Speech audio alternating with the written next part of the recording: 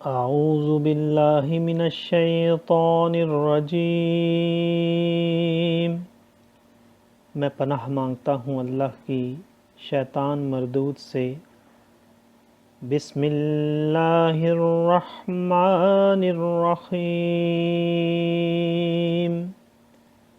اللہ کے نام سے شروع جو نہایت مہربان رحم والا۔ حرمت علیکم امہاتکم وبناتکم واخواتکم وعماتکم وخالاتکم وبنات الأخ وبنات الأخت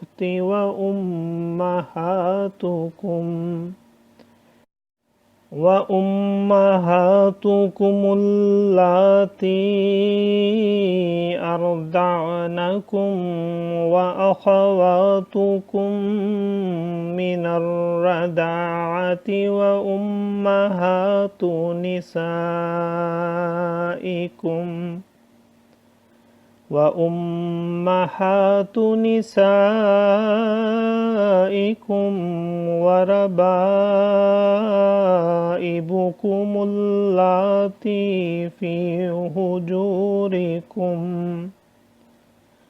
وربائبكم اللاتي في هجوركم من نسائكم اللاتي دخلتم بهن، فإن لم تكونوا دخلتم بهن فلا جناح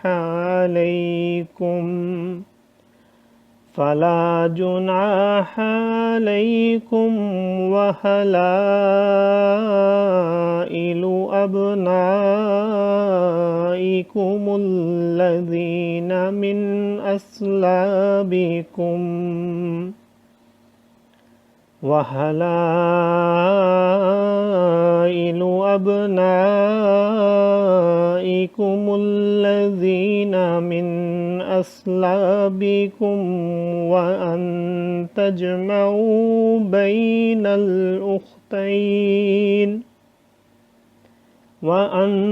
تجمعوا بين الأختين إلا ما قد سلف، إن الله كان غفورا رحيما۔